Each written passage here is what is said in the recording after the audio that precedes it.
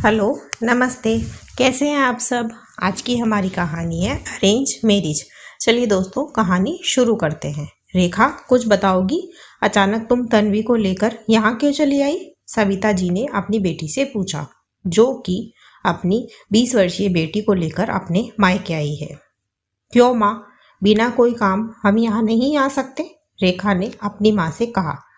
आ सकती हो, पर अचानक कैसे? क्या हुआ है? तुम बताती क्यों नहीं? सविता जी ने कहा।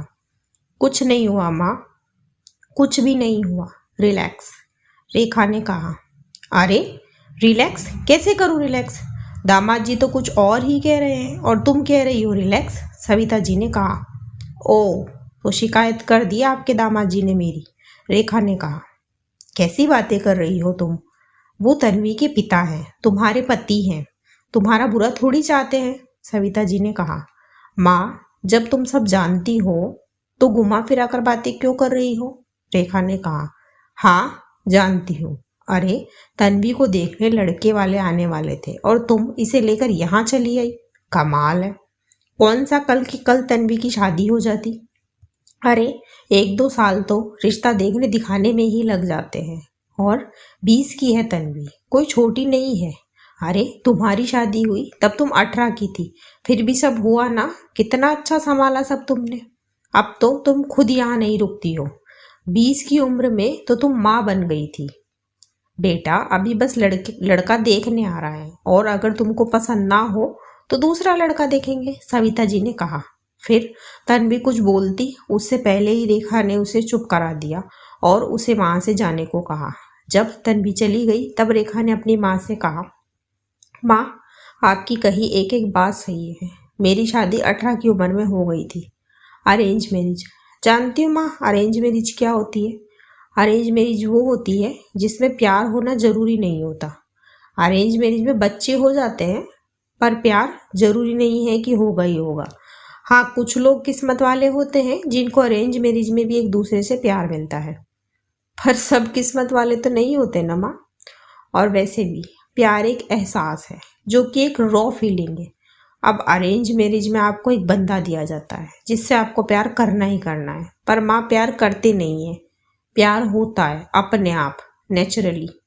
खैर माँ, आप ये सब नहीं समझोगे क्योंकि पापा आपको बेहद प्यार करते हैं, इसलिए आपने तो शादी करके अपनी जिम्मेदारी निभा दी बस। मुझसे कभी पूछा मैं कैसी हूँ? हाँ माँ, मैं यहाँ नहीं रुकती हूँ क्योंकि तुमने मुझे संस्कारों का पाठ पढ़ा पढ़ा करके डरपोक बना दिया है, पर मैं अपनी बेटी को ऐसे नहीं जीने दूंगी। उसकी लाइफ में क्या होगा क्या नहीं, वो खुद डिसाइड करेगी। माँ, ये अरेंज मैरिज का कॉन्सेप्ट ना मुझे खुद अच्छा नहीं लगता। सामान थोड़ी है जो एक पसंद नहीं आए तो दूसरा ले लो। और अभी तो वैसे भी पढ़ ही रही है, पहले वो पढ़ाई कंप्लीट कर ले, फिर इस बारे में सोचेंगे। मैं उसे खुलकर जीने देना चाहती हूँ, वो सब करते देखना चाहती हूँ जो कभी मैं नहीं कर पाई। पहले वो अपने पैरों पर खड़ी होगी, फिर अपने लिए जीवन साथी भी खुद चुनेगी। इसीलिए कल रात जब इसके पापा ने कहा कि इसे देखने लड़के वाले आ रहे हैं, मैं सुबह ही से लेकर यहाँ चली आई, रेखा ने कहा। फिर सविता जी ने कहा, अच्छा किया, मैं बात करती हूँ दामाद जी से, जो तू कहेगी वही होगा। अच्छा ये बता, क्या तू सचमुच खुश नहीं है अपनी शादी से? तब रेखा ने कहा, पता नहीं माँ, एक खालीपन सा है लाइफ में। ऐसा लगता है मैं कितना कुछ कर सकती थी जो नहीं कर पाई। प्यार नहीं है माँ, परवाह नहीं है, मेरे घर में सब कुछ है, रुपया, गाड़ी, पैसा, सब कुछ, बस प्यार नहीं है। जैसा आपके और पापा के बीच में, जैसे जब आप सो रहे होते तब पापा आपके लिए चाय बना देते हैं, जब आप बीमार हो तब पापा मनहुआर करके आपको खाना खिलाते हैं, दवाई देते हैं। मैं ये सब चीज़ें मिस करती हूँ माँ, बस।